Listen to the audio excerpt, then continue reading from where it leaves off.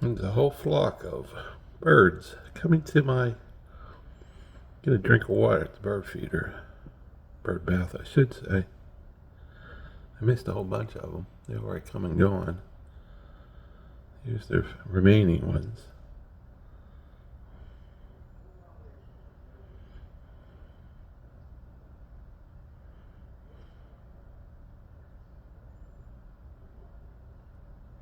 There's a ton of them.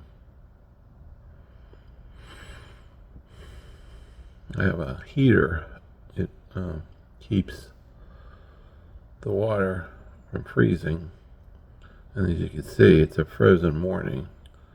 They can't find water, I guess, anywhere. But they found mine. There was hundreds of them. Unfortunately, I didn't think about getting my camera out until most of them had already come and gone. But they all came and took their turn. This guy here, he's really thirsty. He's hanging around for a while.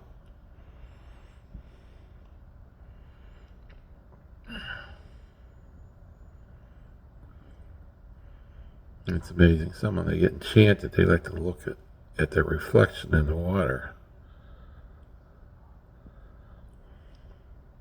Yeah. He'll catch up with his buddies, his little flock.